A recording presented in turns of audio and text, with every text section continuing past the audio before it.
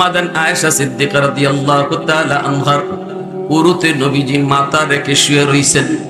আম্মাদান বলেন, আমি দেখতেছি নবীজির কপাল দিয়ে ঘাম বেয়ে বেয়ে পড়তেছে।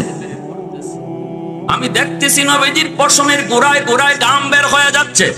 লা ইলাহা ইল্লাল্লাহু মুহাম্মাদুর রাসূলুল্লাহ। জোরে সুরে বলি সাল্লাল্লাহু আলাইহি ওয়াসাল্লাম।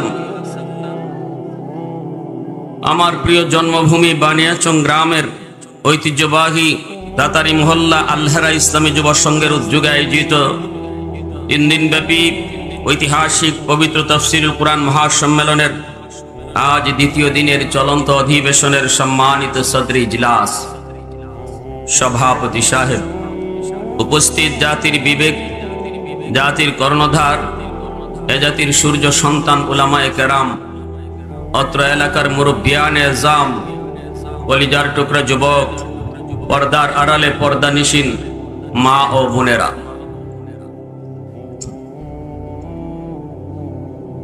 আমার আলোচ্য বিষয় ইতিমধ্যে আপনারা শুনেছেন, মৃত্যু যন্ত্রণা এবং কবরের আযাব।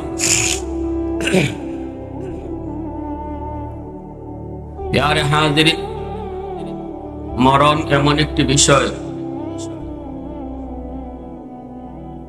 যা অস্বীকার করার মতো কোনো সুযোগ নেই। পৃথিবীর কোন মানুষ যত ক্ষমতাসীন হোক না কেন, যত প্রভাবশালী হোক না কেন, কখনো মরণকে অস্বীকার করতে পারে নাই, পারবেও। নাস্তিক হলে আল্লাহ